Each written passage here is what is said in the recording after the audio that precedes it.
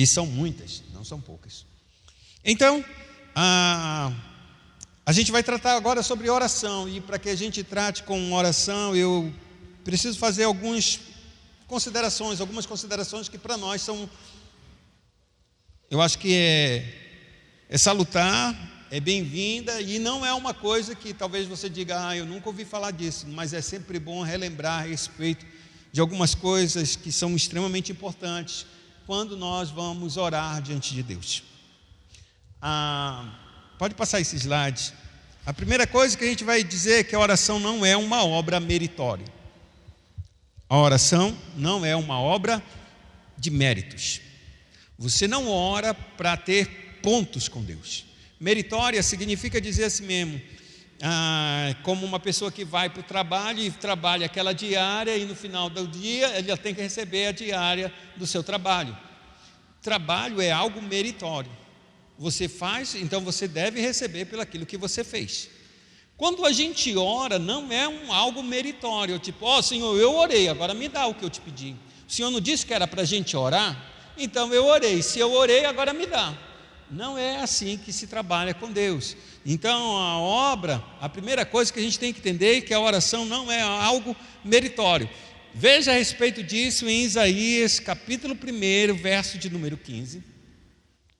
E outra pessoa abra Mateus capítulo 6, verso de número 7.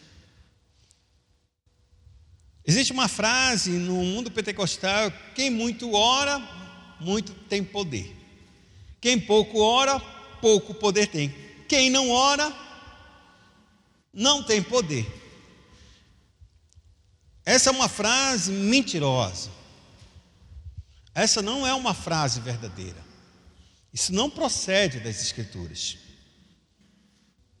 Como se alguém que ore muito ganhasse muito ponto diante de Deus. Você está com um score, ou seja, como se você depositasse no banco dos céus muita oração, então você tem um crédito elevado diante de Deus porque você orou muito. E aquele que orou pouco tem pouquíssimo crédito. Ou também a gente entenda como a obra não é meritória, muitas vezes aquele que ora demais acha que é superior àquele que não ora. Que Deus ouve mais ele do que o outro, porque esse que ora muito e aquele que ora pouco tem menos intimidade, no sentido de que Deus é mais acessível a ele do que ao outro. Isso também não é verdadeiro. Não é verdadeiro. E para isso a gente vai ler o primeiro texto, Isaías capítulo 1, verso de número 15. Quem achou pode ler. Pode ler.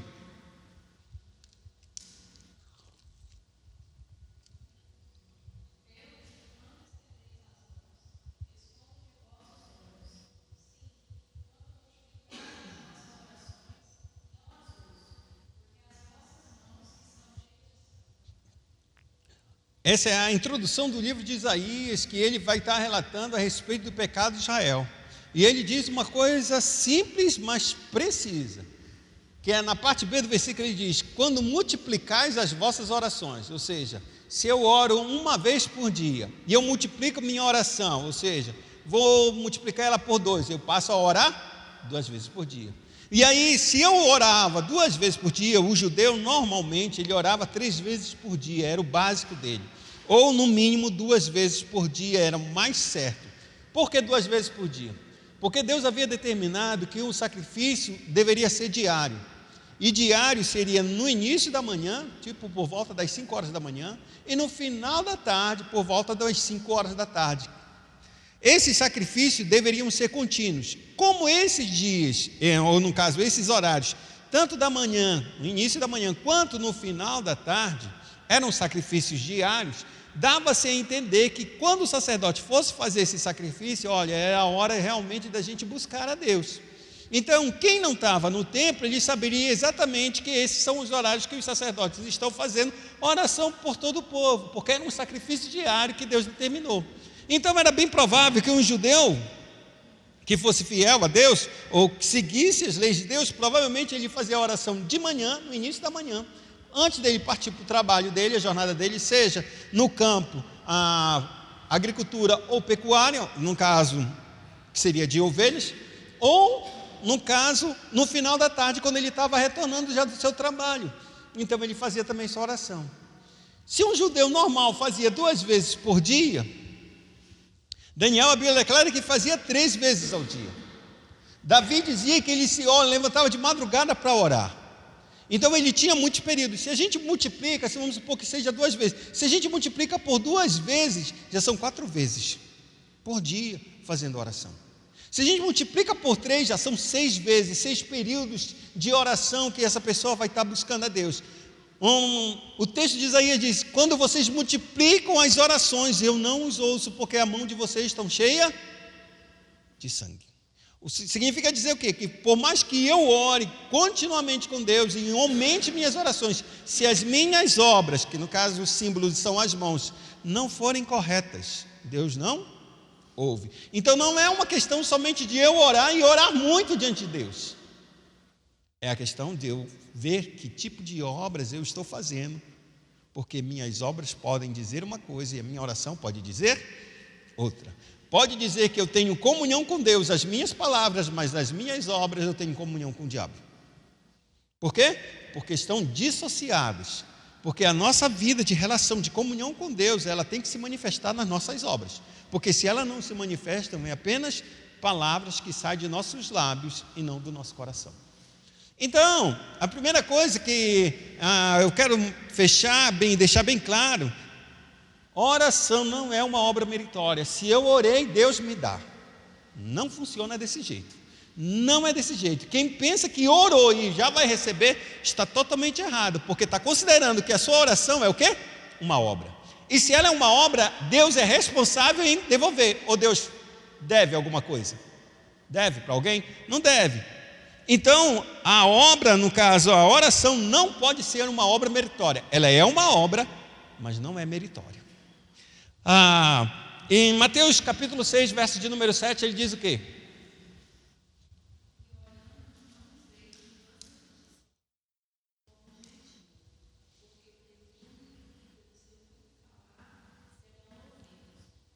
Olha só, e então, olha, mais uma vez. Se não, está certo, não. Então é melhor eu orar muito e orar muitas vezes a mesma coisa, porque eu vou encher o saco de Deus, literalmente, e Deus vai ter que me dar. Deus disse que eles presumem isso, de que se eu repetir e orar tanto, ao ponto de que Deus vai me dar aquilo que eu pedi, e Deus está dizendo: não vou te dar. As tuas repetições são vãs repetições, só está repetindo para ti mesmo e orando para você mesmo, não para mim. Por isso Deus está dizendo: as orações não podem ser uma obra meritória. Agora abra em Lucas capítulo de número 18, verso 11 ao verso de número 14.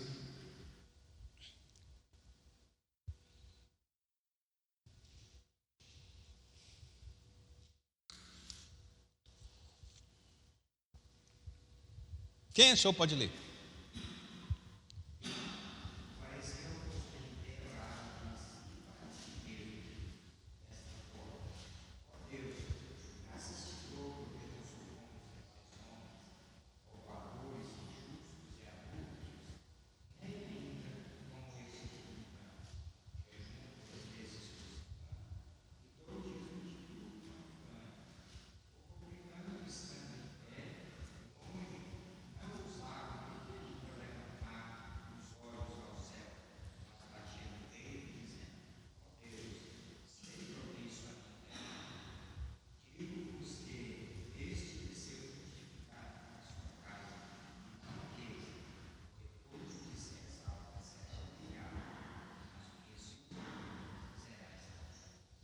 Temos um texto em que 2 homens estão orando, um judeu, vamos dizer assim, ortodoxo, e um outro publicano, que não era um judeu também, mas que servia ao Império Romano.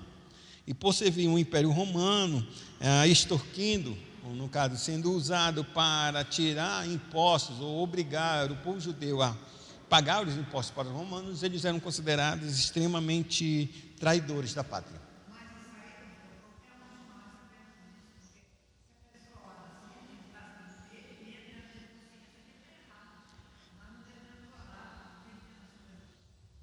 Mas esse que é o ponto.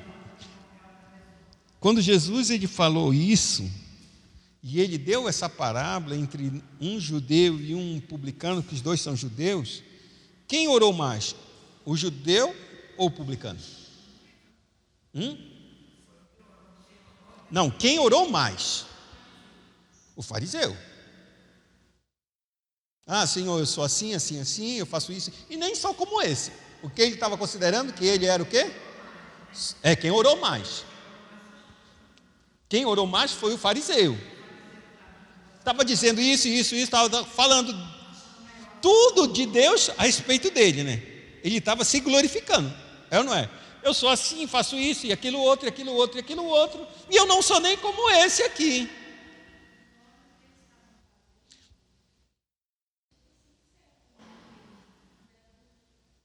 Não, ele estava certo. Não, nesse sentido, ele estava fazendo certo. Não, olha, eu oro, eu jejuo. Agora pergunta para Deus se Deus não sabia de tudo isso.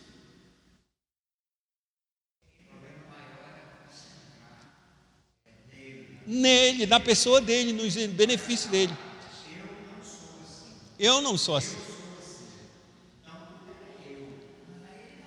Estava errado, mas aí que está esses dois pontos que eu quero mostrar. Primeira coisa, as suas orações, que serão muitas, quanto ao do publicano, ele só disse: Senhor, tem misericórdia de mim, seja propício, seja favorável a mim, sou pecador.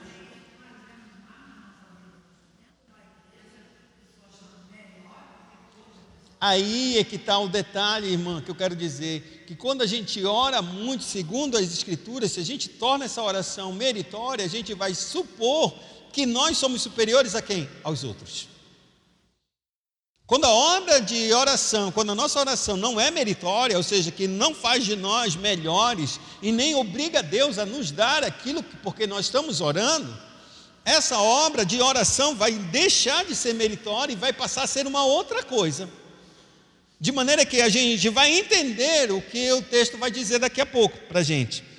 O fato é que quando a gente considera essa oração meritória, quando diz: mas porque eu estou orando muito, eu estou jejuando muito, eu estou entregando meu dízimo, eu estou colocando cada obra dessa como mérito, e como mérito eu preciso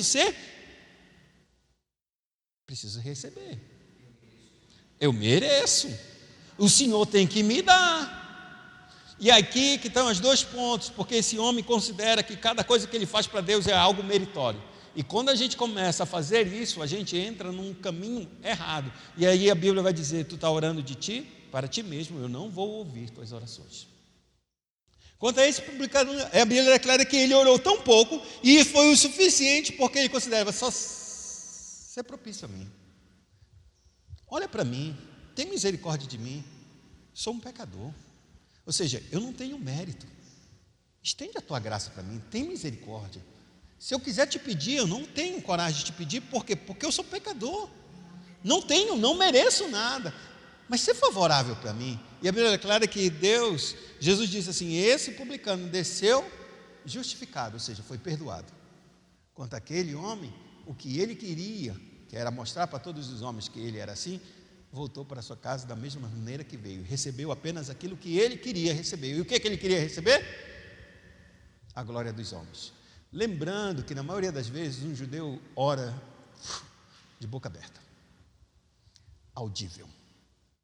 A maioria de nós não oramos audível, não é verdade? Principalmente dentro da igreja. Às vezes nem abrimos a nossa boca para orar, não estou dizendo que não devemos, mas um judeu, ele não ora de boca fechada. Ele ora audivelmente. Por isso Jesus falou: quando vocês fazem suas orações nas praças, nas sinagogas, isso, aquilo, outro, é para mostrar para os homens quanto vocês oram. Não significa dizer que todo judeu que orava alto era tipo assim, vamos supor, um hipócrita. Não vou dizer fariseu, né? Mas um hipócrita. Não era. Mas grande parte dos líderes judeus se faziam assim, mostravam-se assim, para mostrar quanto a oração deles era bonita, quanto eles sabiam de Deus, quanto oravam muito, ao ponto desse homem falar desse jeito. Por quê? Porque isso era notório diante de Jesus. Era conhecido dos homens, muitas orações desses homens. E aqui, a Escritura diz claramente algo que para nós, porque a oração não é meritória. Em 1 João, capítulo número 5, verso de número 14, o texto diz: esta é a confiança que temos para com Ele. João dizendo isso, que se pedirmos alguma coisa segundo a sua vontade, Ele o quê? Nos ouve. A oração é meritória? Primeiro, a oração, Deus só pode nos ouvir se for segundo a sua vontade. E Ele só pode nos ouvir segundo a sua vontade se nós orarmos. Se você ora, mas se ora segundo a vontade dEle, Ele vai te ouvir. Ou seja, Ele vai te responder. E a Bíblia diz claramente isso. Esta é a confiança que temos para com Ele. Qual é a tua confiança que você tem para com Deus? É de que se eu entrar na sua presença e fazer uma oração, Deus vai me ouvir? Não, é que se eu entro na presença de Deus e oro segundo a sua vontade, Ele me ouve. Não é só entrar na presença de Deus e orar, é entrar, orar e pedir segundo a sua vontade. Porque se nós não pedirmos segundo a sua vontade, Ele não vai nos ouvir. Porque Deus só faz aquilo que lhe apraz, aquilo que é da sua vontade. Porque quantos de nós já oramos tantas coisas e recebemos tudo que oramos? Por quê? Porque não era a vontade dele. Lembremos que Cristo também uma vez orou. E ele pediu o quê? Que o cálice fosse tirado. Não foi essa era a vontade do Cristo? Mas ele termina a oração dizendo: mas não seja feita a minha vontade, seja feita a tua. Não seja feita a minha vontade. Na maioria das vezes a gente ora e não diz: seja feita a tua vontade. A gente só pede. Não é verdade? Muitas vezes a gente quer. Tem que pedir, a senhora pede sim, pede pela minha saúde, pede pelos irmãos, pede pela igreja. Mas pede, porque a vontade de Deus é que nós venhamos a crescer, porque a vontade de Deus é que a gente ore um pelo outro, a vontade de Deus é que Deus conceda graça à sua igreja, fortaleça a sua igreja. Isso é vontade de Deus. Não tem como a gente dizer que a gente só agradece. A gente agradece a Deus porque Deus nos deu a oportunidade de entrar na sua presença e pedir aquilo que Ele quer, porque Deus só fará alguma coisa se nós orarmos. Um Deus todo-poderoso, Ele se limitou a fazer somente aquilo que o seu povo orar. Todo dia. Exatamente.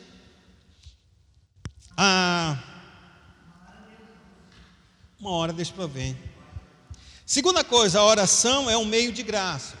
Se a oração não é meritória, a oração é um meio de graça. E o que é um meio de graça? Através da oração, o Espírito trabalha em nossas vidas, sendo uma obra que o homem coopera com Deus, ao nos prometer que teria os ouvidos atentos a nós, para assim dar a sua graça e o Espírito Santo a nós, quando dependemos dele através deste meio, de modo a cumprir sua ordem dada em Apocalipse 22, verso 11. O que será que diz Apocalipse 22, verso 11? Abra sua Bíblia aí.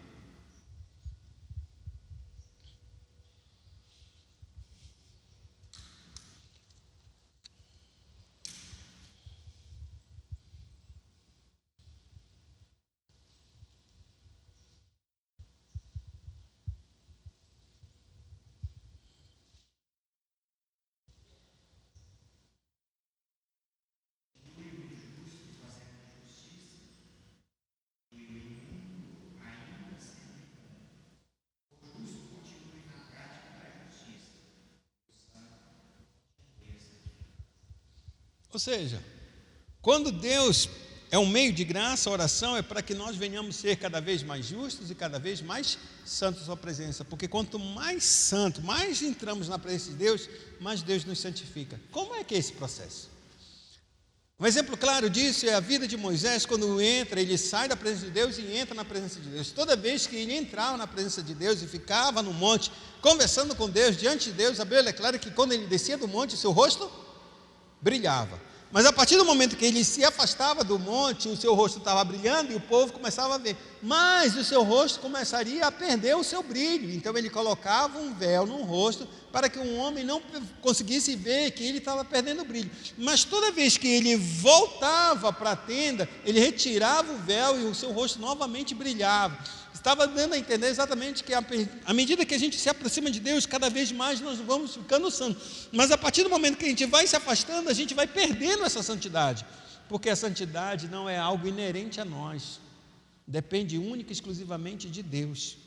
E se nós estamos com alguém santo, a gente vai ficar santo. Se a gente anda com um sábio, a gente vai se tornando sábio. Mas anda com um tolo, anda com um ímpio, o que é que vai sobrar para você? A impiedade, a estultícia. Então, a oração é exatamente esse meio de graça para nós nos apresentarmos diante de Deus e por meio da sua presença, Ele vai nos santificando à medida que a gente vai colocando tudo diante dEle. Por isso que Ele diz, Ele nos dá a sua graça e nos dá o seu Espírito para fazer aquilo que a gente não pode fazer, se santificar. Fazer com que nosso coração cada dia mais seja mais conformado ao seu coração, mais à sua imagem, nos dando graça para obedecer aquilo que a gente não consegue obedecer por nós mesmos. Por isso a oração é uma graça enorme para que nós recebamos força para fazer a sua vontade. E por último, a terceira observação que eu quero dizer é que a oração não muda Deus, ela vai nos mudar. A oração não muda Deus, ela sempre nos mudará.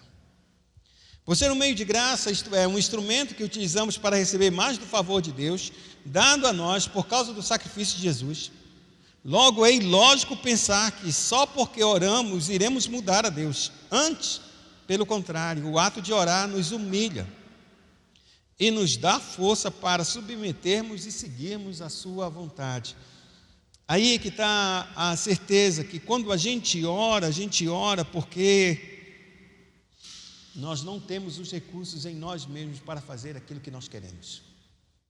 É por isso que você ora. Não é isso que a Bíblia diz? Entrega o teu caminho ao... Como é que você entrega o teu caminho ao Senhor? Orando. O homem faz planos, mas a resposta certa vem dos lábios do... O homem faz planos, entrega o teu caminho, significa dizer mesmo, qual é a estrada, qual é o plano que você segue para a sua vida, qual é o rumo que você tem para a sua vida. Coloca esse plano diante de Deus e verifica diante do Senhor se realmente esse plano vem da parte dEle, para que Ele possa trazer a resposta certa para a tua vida. E então, quando a gente entrega em oração a cada um dos detalhes da nossa vida, seja eles quais forem, o próprio Deus em oração vai de nos mostrar por meio de sua palavra o caminho que nós estamos tomando, se é bom ou se são caminhos de morte. E isso é muito sério para cada um de nós. Por isso nós devemos entregar. Quando a gente entrega ao Senhor, é uma entrega, irmão. Você não pode dar para Ele e depois tomar. Peraí, não me dá mais esse daqui não. Às vezes tem crianças que dá esse negócio aí para ela, aí ela faz assim e volta, né? Faz assim e volta. Faz assim, olha e olha, aí volta de novo a mão, está com medo de entregar, não está? Assim somos nós. Às vezes entregamos e depois tomamos de volta. Não, tu não consegue fazer exatamente aquilo que eu quero. Ou teu pensamento está bem diferente do meu. Eu não estou afim de caminhar nesse caminho. Então eu tomo de novo o meu caminho e sigo as minhas regras e sigo as minhas leis. E o final são caminhos de morte.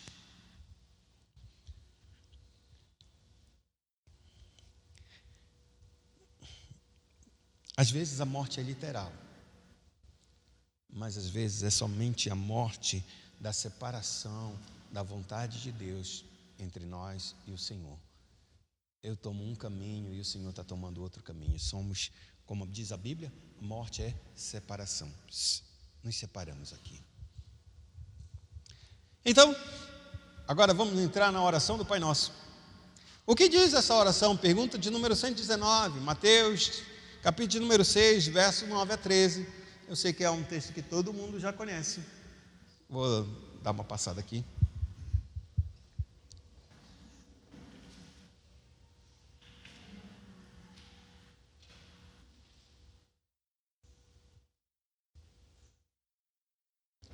O que diz essa oração? Pai, todos juntos?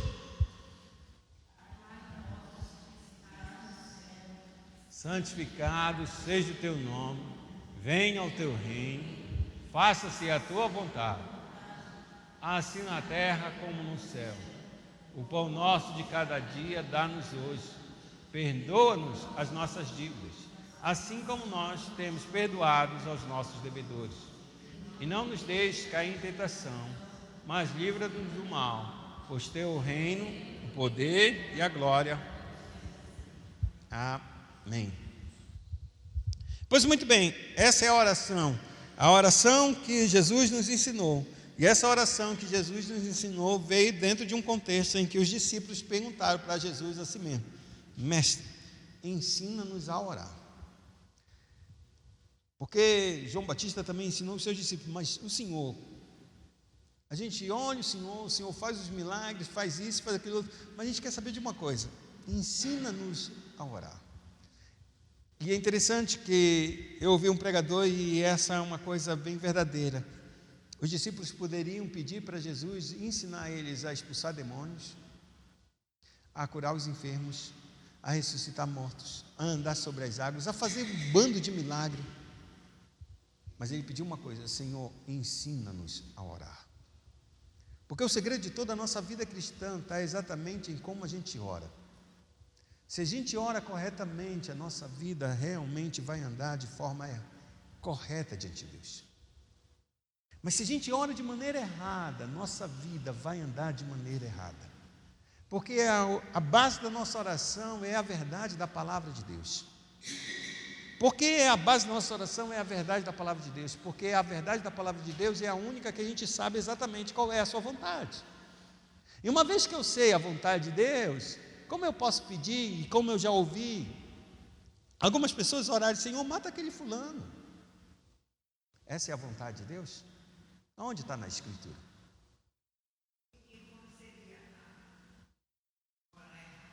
Exatamente isso. A pessoa, a senhora orando isso: Senhor, mata aquele homem, faz muito mal para as pessoas. Está certo ou está errado? Pensa e ora ainda, não somente pensa, ainda ora. Pensa, mas ainda pior, ora. E a pessoa diante de Deus: Senhor, Deus, faz muito mal, mata esse homem. Traz uma doença violenta sobre ele. Não, tudo bem. Tudo bem não é tudo bem, mas é o fato, uma coisa é a gente pensar, outra coisa é a gente entrar diante de Deus e fazer esse tipo de oração. Faz justiça, Senhor, machuca ele. Porque a Escritura diz que é orar por aqueles que vos perseguem. O Senhor não está dizendo que é para mim orar? Então estou orando, mata ele. Mas a Bíblia diz: amai os vossos inimigos. Então essa oração não é para matar.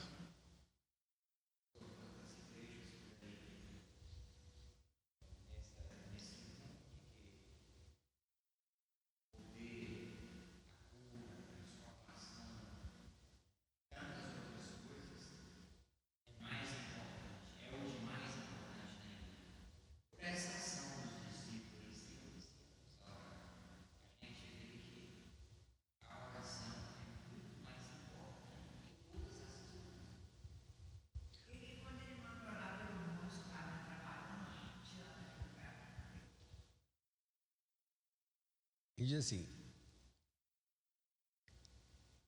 o que pode ser o mais pesado para a gente remover? Não seria um pecado que é ferido contra nós?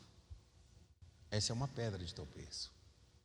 E se um pecado acontece, alguém nos fere, dói demais o nosso coração, e isso se torna uma barreira para a gente ter uma relação com Deus. Porque por meio de alguém que nos fere, a gente pode se machucar, pode ficar tão magoado. Vamos supor que a Tiara me fira de um jeito tão terrível, que eu fiquei com raiva dela. E se eu fico com raiva dela, ela pecou contra mim, agora eu estou pecando contra ela. E eu que entendo, vamos supor assim, o espiritual, vamos colocar assim, eu vou entrar em oração, mas eu estou com mágoa dela. Eu continuo orando, mas eu estou com raiva dela. A pergunta é: Deus está ouvindo minha oração? São dois afastados diante de Deus. Primeiro, porque ela me machucou e não pediu perdão. Segundo, porque ela não me pediu perdão, eu fiquei com raiva dela e também não estou perdoando ela. Eu continuo na minha vida de oração e ela continua na vida dela de oração. Qual dos dois está sendo ouvido diante de Deus? Ninguém está sendo ouvido. Caminhamos errados diante de Deus, mas ainda assim estamos como os fariseus e achando que estamos bem, quando Deus está dizendo: não é assim. Não vou te ouvir, vou cessar.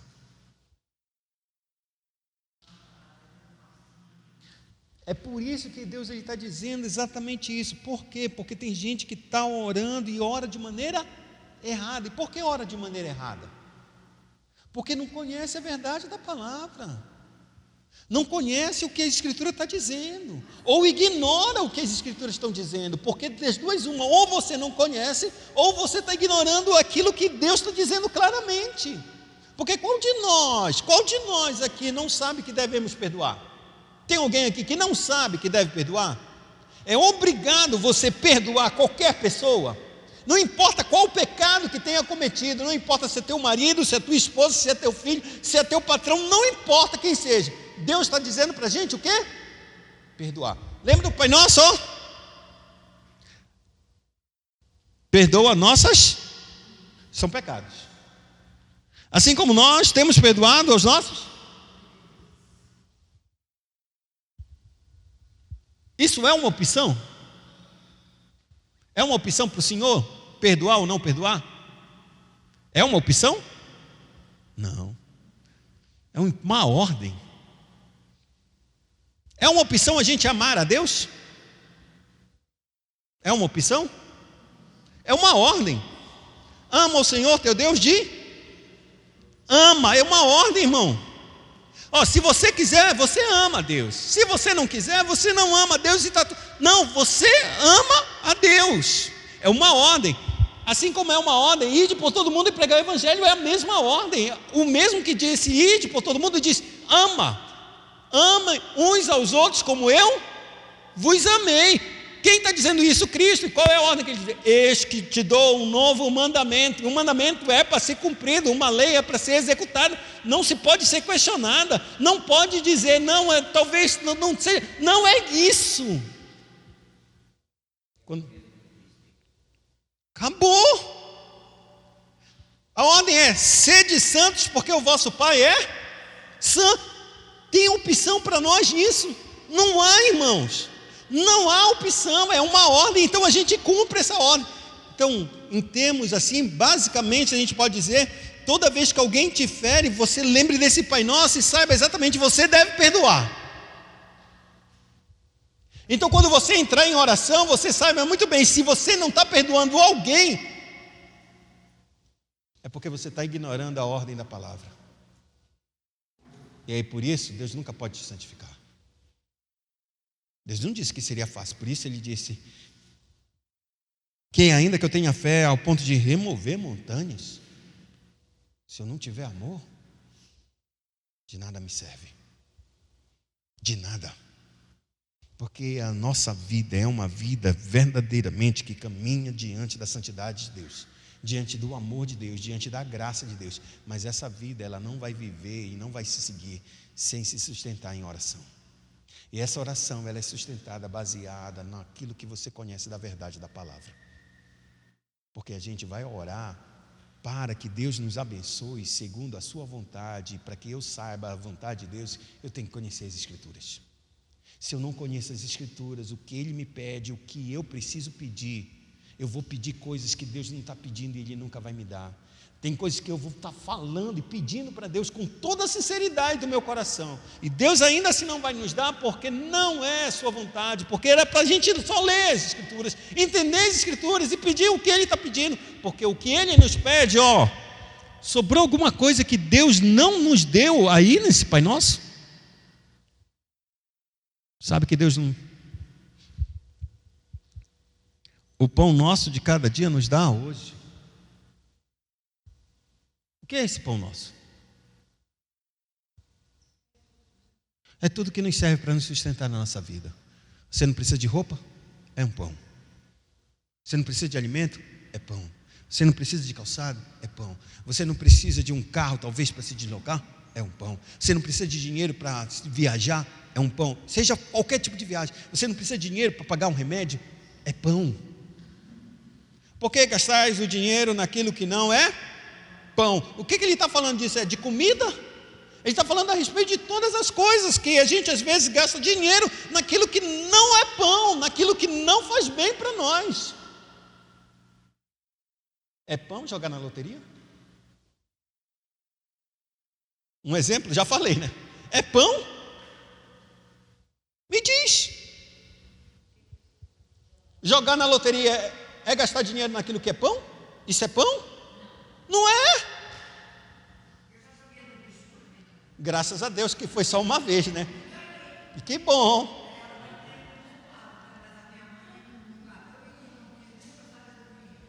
Tá certo. Eu também já joguei várias vezes, mas eu não era crente não. Mas o ponto é, por quê? Aí vamos colocar o exemplo da irmã. Ela jogou no bicho e a mãe dela disse, não, tu vai apanhar e tu não vai ganhar. Mas vamos supor que não acontecesse isso. Então ela entendeu que quando ela joga, ela ganha. Porque eu joguei uma vez e ganhei. O que é que vai fomentar isso no coração teu? Toda vez que eu jogar, eu vou ganhar. Se toda vez a gente joga, a gente ganha... Espera aí. Toda vez que a gente joga, a gente ganha, ainda haveria jogo do bicho? Mas existe uma frase clássica de todos os jogos de azar. A mesa nunca o quê?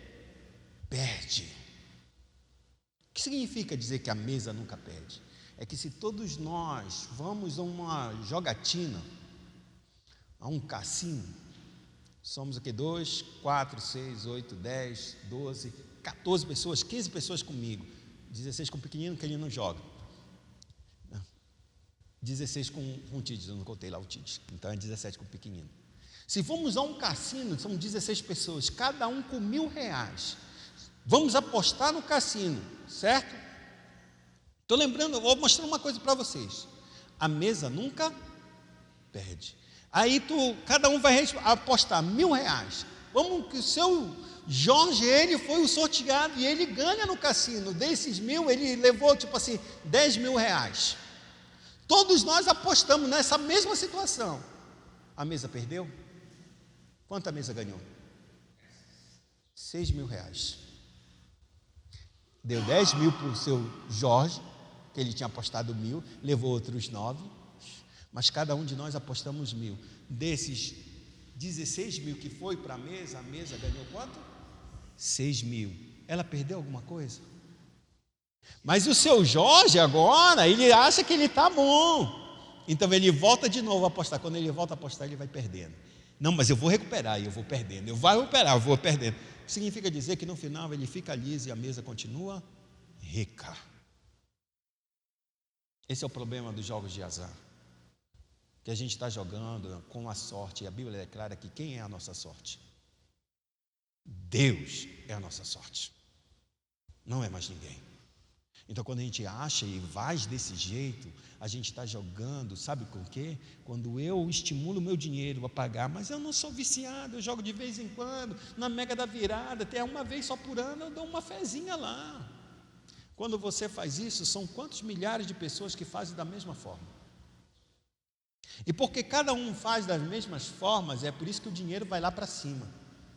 E sabe o que é pior? É que quando a gente faz uma coisa dessa, a gente está sustentando o vício de outras pessoas. E a gente é responsável por isso também. A gente está gastando o dinheiro naquilo que não é pão. E aí, por causa do nosso exemplo, outras pessoas estão sendo viciadas em jogos de azar. Exatamente.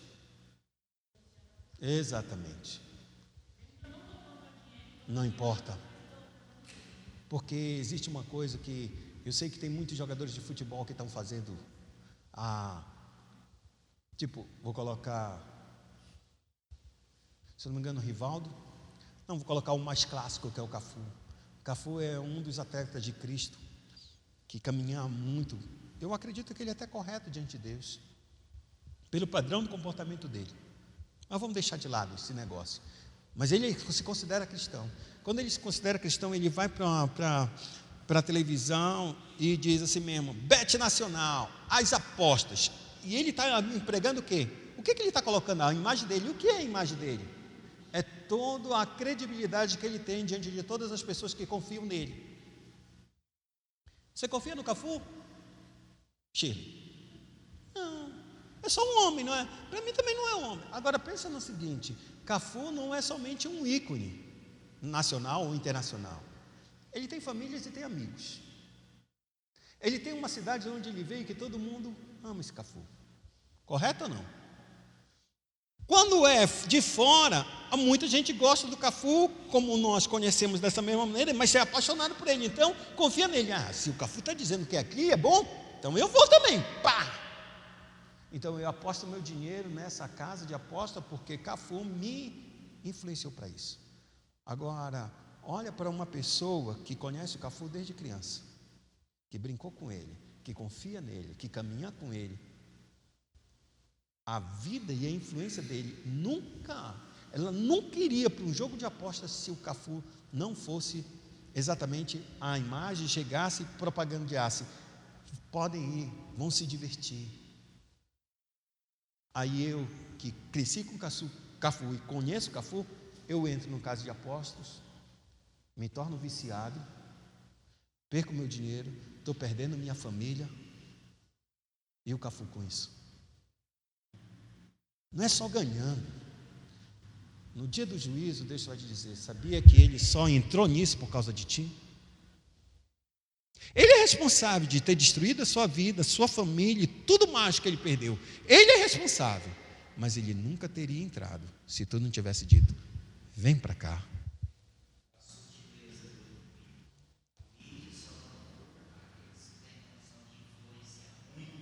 Mas esse é o caminho. Sempre foi o caminho, irmãos.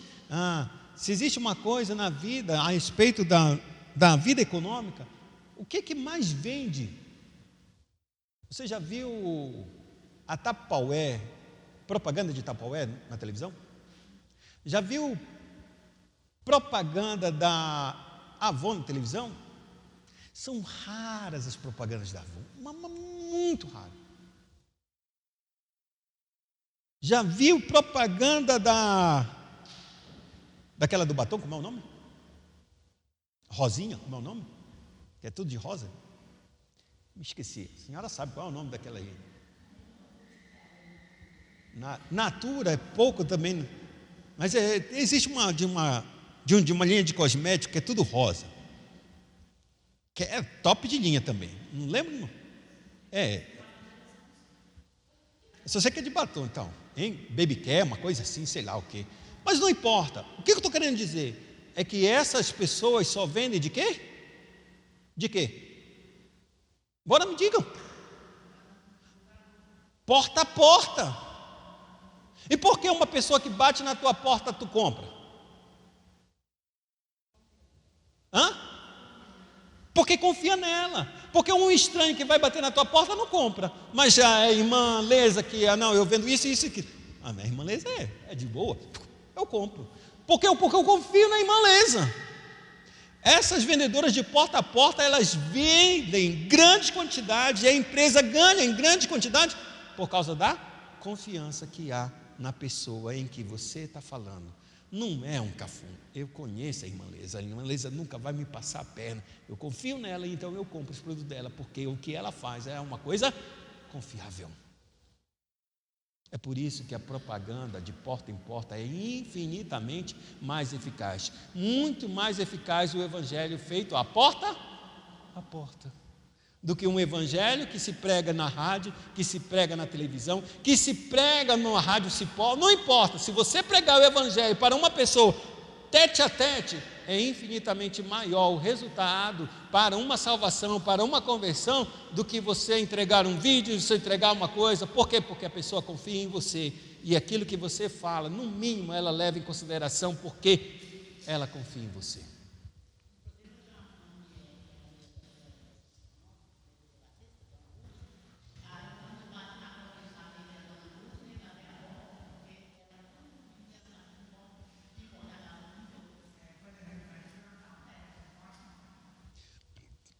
E aqui eu estou colocando uma coisa que é muito séria para nós, para que nós não possamos entender, para que nós possamos entender de maneira bem clara a respeito daquilo que Deus faz para nossas vidas, para que quando a gente ore exatamente seguindo a vontade de Deus. Então, ao orar segundo a vontade de Deus, a gente teremos as respostas que nós tantos desejamos, e sem tempo. Na pergunta de número 120, o catecismo diz: por que Cristo nos ordenou dizer a Deus, Pai nosso? É assim que começa a oração: Pai nosso. A pergunta é: por que Cristo nos ordena? É uma ordenança, é uma ordem, é como se fosse uma lei. Quando você entrar diante de Deus, comece dizendo: Pai nosso. Pai nosso. A resposta do catecismo diz: porque Cristo quer despertar em nós, logo no início, como base da oração, respeito e confiança, como uma criança para com Deus, pois Deus se tornou nosso Pai por Cristo, e muito menos do que nossos pais nos recusam bens materiais, Ele nos recusará o que lhe pedirmos com fé. Essa é a pergunta. Se muito menos os nossos pais, eles não conseguem recusar um pedido que a gente faz a Deus, como Deus há de nos recusar se nós pedirmos com verdadeira fé? Veja aí Mateus capítulo de número 6. Mateus capítulo de número 7, verso 9 a 11.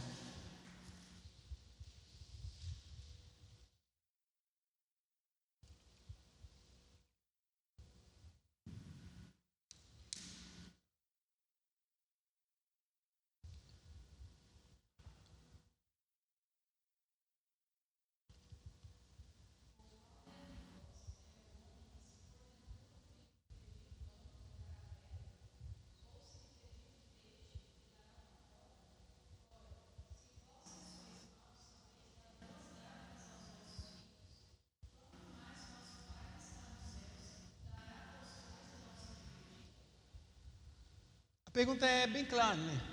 Se nós que somos pais e somos pais maus, somos maus, porque somos pecadores. Mas um filho que nos pede um pão, a gente vai dar pedra? Um ovo, a gente vai dar uma cobra? Se vocês são maus, conseguem dar boas coisas aos vossos filhos, quanto mais o Pai que está no céu, que é o Pai de todos nós, não nos dará a quem lhe pedir do seu Espírito e sem medida. E é isso que a oração do Pai Nosso, ela vai nos ensinar, que quando nós entrarmos diante de Deus, nós devemos lembrar a primeira coisa: por que nós estamos entrando. Você sabe por que você entra diante de Deus? Você sabe por que você entra na presença de Deus e é recebido por Deus? Sabe, irmã Silvia? Por que a senhora entra na presença de Deus e é recebida por Deus? Lógico que a senhora sabe, só não consegue responder. Me diga. Hã?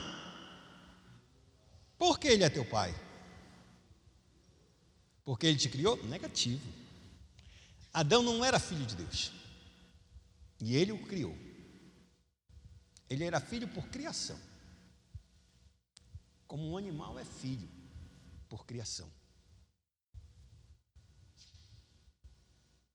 Ele é o Criador, né? Por quê? Por quê, Rose?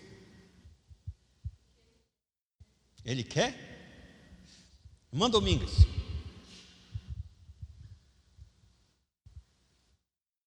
Por que Deus lhe recebe? Porque Ele é bom. Mas Ele sempre foi bom e não recebia a gente. Por quê, Cida? Não, mas Ele é e não recebia a gente. E não recebe muitos ainda.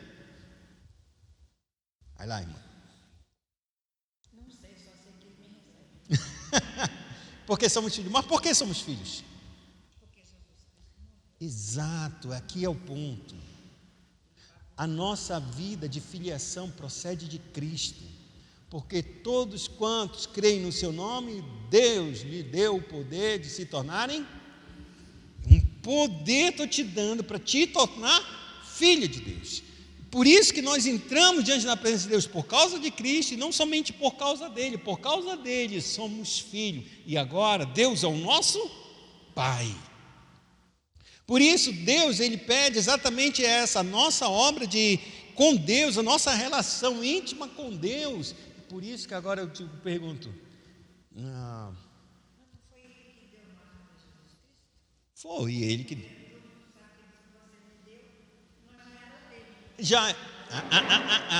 Dele no sentido de quê? De eternidade e eleição. Assim como tem muita gente lá fora que pertence ao Senhor, mas está nas trevas. Esse é o ponto. Quando ele faz isso, essa relação que a senhora está fazendo é atemporal. O que é atemporal? Ou seja, está num período da eternidade. Vou tomar minha vida. Eu acredito que eu era eleito, que sou eleito. Não era eleito, né? Sou eleito. Muito bem. Mas eu passei 22 anos da minha vida no mundo. Não importa. Eu estou 22 anos fazendo aquilo que a carne quer, então eu sou filho do diabo. Mas eu sou filho de Deus? Não sou. Eu sou eleito desde a fundação do mundo, mas enquanto eu estou aqui nessa terra, eu ainda sou filho do diabo até o dia em que Cristo se revela a mim e eu venho para Ele. Quando eu venho para Ele, aquilo que Ele fez na eternidade se confirma agora, no tempo e no espaço. Esse tempo e no espaço agora eu me torno filho de Deus, porque senão a palavra está sendo mentirosa. É por isso que nós devemos pregar. Porque nós não sabemos quais são os eleitos que estão lá fora e que estão caminhando nas trevas com um pecado, mas quando Deus chamar, Ele virá. E Ele vai ouvir, mas é nesse dia que Ele se torna filho de Deus. Não antes nem depois, é agora. Exatamente, da potestade de Satanás para o reino do Filho do seu amor. É nesse ponto, é nesse tempo, nesse espaço. Então quando a gente prega lá fora, é porque a gente sabe que tem os eleitos de Deus, mas que eles ainda não sabem que são eleitos. Mas o dia que o Evangelho chega e o coração deles é despertado e eles entendem o Evangelho, eles se convertem. Nesse dia Deus torna eles o seu filho, porque todo aquele que crê no seu nome, eles creem no seu nome agora? Aquele que está lá fora? Às vezes ele nunca viu e às vezes ele não crê. Voltando de Alto Paraíso agora, num carro de carona, né? Aí, vim andando, aí uma menina jovem, 24 anos, mora aí em São Jorge, toda doida, toda perdida, mas cresceu na igreja, se não me engano até os 15 ou 16 anos, depois a mãe era solteira e tinha 3 filhos, e ela dizia assim, minha irmã, e o outro cara que estava aqui do lado, tem mais de 23 anos aqui na Chapada, revoltadíssimo com a igreja, com o evangelho, com tudo, essas coisas de religião, principalmente só cristã, né? Os caras gostam de falar mal do cristianismo, de qualquer forma. E o cara revoltado, não, isso é uma loucura, isso aqui é terrível, não sei o que. E eu calado, pastor, calado. Eu digo, que é isso? E o cara que era motorista, e o senhor é da igreja, né? A menina falou, você é da igreja? Ele disse, não, já frequentei algumas vezes, mas não sou não. Faz muito pouco que eu vou na igreja, mas eu até considero que ela faz importantes trabalhos, tipo assim, tinha muita gente que saía andando nas drogas, no tráfico, roubando, matando. Pô, o cara conhece o evangelho, para dar o dízimo, aí o cara diz, para dar o dízimo. Não, mesmo que dê o dízimo, poxa, mas ele já saía daquele lugar, é menos um na sociedade fazendo mal, e isso é um trabalho importante para a igreja. Nesse sentido, né, ele ficou mais ameno. E eu disse, imagine se eu digo que eu sou o pastor aqui. E aí a menina falou assim mesmo, disse, não, até eu a considero, porque eu acho que minha mãe se livrou de muitas coisas ruins, e a gente também, por causa da situação que a igreja levou ela a ajudar ela, né, porque ela era mãe solteira, 3 filhos e tal, e cuidou e tal. Então, está certo que minha mãe foi, mas eu, depois que eu vim, fui pegar o meu caminho, fiz aquilo que eu queria, que eu acreditava, mas eu tenho um certo respeito assim, mas cada um com seu cada qual, e eu vou seguindo vida. A pergunta é, crê em Jesus? Não crê. Conhece Jesus? O nome dele, o evangelho? Conhece, mas não crê. Se não crê, não tem poder para ser transformada num filho de Deus. Podem ser esses 12, esses 3 eleitos? Podem, porque o tempo da conversão é diferente. Quantas vezes o evangelho chegou perto de mim e eu até acreditava, mas eu fugia, até um dia que o Cristo parou, acabou, não tem como fugir. A gente se converte, a gente é mudado, transformado, mas enquanto esse dia não acontece, a gente ainda é um filho do diabo. Esse cara não é um filho do diabo quando fala desse jeito, mas talvez seja um eleito de Deus.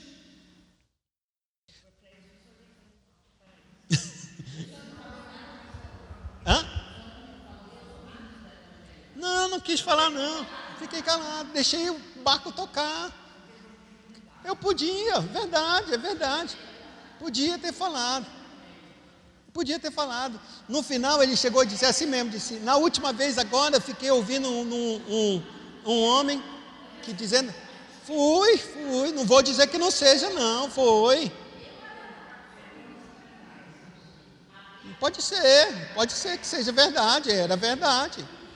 E aí ele chega dizendo assim mesmo, na última conversa dele, ele disse assim mesmo, agora voltando aqui, ouvi uma história terrível, uma mulher que foi abusada desde pequena por um pastor, que dá vontade de matar esses caras. Eu fiquei olhando assim, mas aí por que ele tem vontade de matar esses caras, se tem aqui em São Jorge, na região dos Calunga, a maioria das pessoas são assim.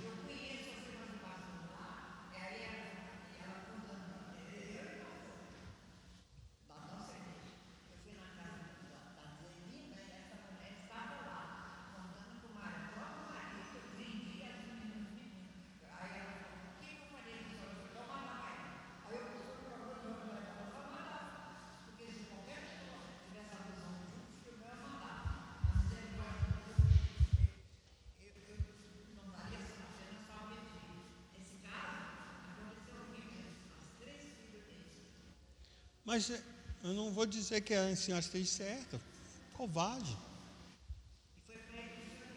Pode ser.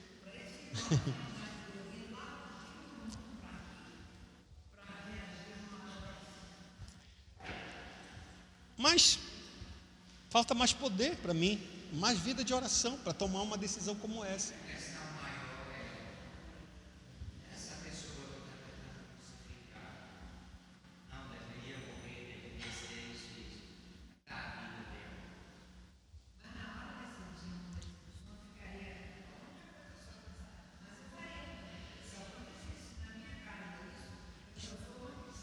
Não.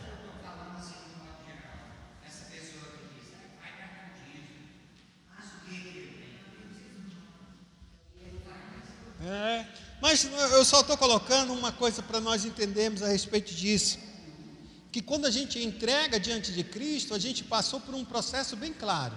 Qual foi o processo? Que eu não era filho e Deus me fez filho. E baseado em ser filho, é por isso que a nossa oração não pode ser meritória, porque é muita graça de Deus transformar um pecador em um filho dele.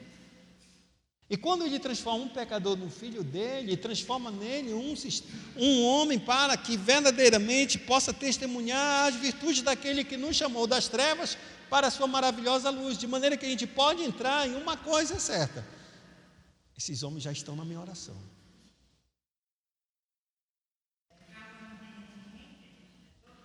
Eu posso ter falhado, mas esse homem já está na minha oração, essa menina já está na minha oração, esse motorista já está na minha oração. E Deus há de me dar uma graça, ou não, a oportunidade de novamente falar com este homem. Mas se não der, alguém vai chegar. Eu já estou orando. Mas o ponto nosso é que lembre-se que quando a gente entra diante de Deus, a gente entra porque somos filhos, e só nos tornamos filhos por causa de graça de Cristo. Por isso que a oração nunca pode ser meritória.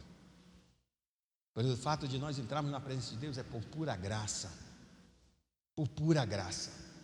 E mais graça ainda é porque Ele nos torna seu filho. E então Ele é o nosso Pai. Por isso nós chegamos diante dEle com uma relação, não de Senhor lá em cima, e nós como servo aqui, mas como filho. E se somos filhos, sabe o que significa dizer? É que tudo aquilo que o pai tem é meu. Toda a herança do filho é minha. Se toda a herança do filho é minha, o que sobra? O que Deus não pode nos dar? Se Ele, que não poupou o seu próprio filho, antes por amor a nós, entregou Ele para morrer por nós, como Ele não nos dará, juntamente com Cristo, todas as demais coisas? Todas as demais coisas. Somos filhos, logo somos herdeiros de Deus e co-herdeiros com Cristo. Por isso que quando nós entramos em oração diante de Deus, entramos na certeza clara que se sabemos a vontade dEle, sabemos a primeira coisa: Pai, tudo que pertence a Ti, pertence a mim. Tudo que pertence a Ti, pertence a mim. É isso que o pai fala ao filho mais velho, quando o filho pródigo volta, que perdeu todo o dinheiro, toda a herança do pai, ainda vivo. Ele volta e disse: meu pai, eu tenho estado contigo todos os dias, e o Senhor não me deu nenhum cabrito para me alegrar com meus amigos. E o pai disse: meu filho, tu não sabes que tudo que é meu é teu? Por que tu não pegaste um cabrito? Era isso que ele estava dizendo. Por que tu não pegaste um cabrito e fizeste um churrasquinho?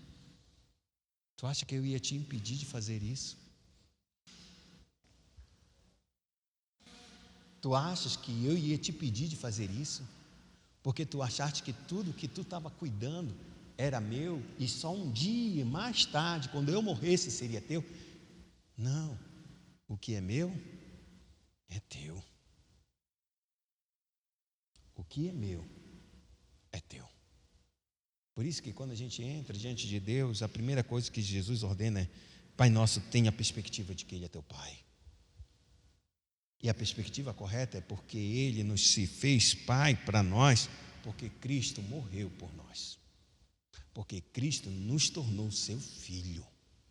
Essa é a nossa firmeza, essa é a nossa confiança. Deus, Tu és o nosso Pai, por causa que Cristo nos fez teus filhos.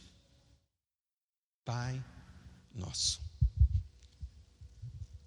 Próximo domingo a gente continua e a gente entra na segunda parte, que estás nos céus.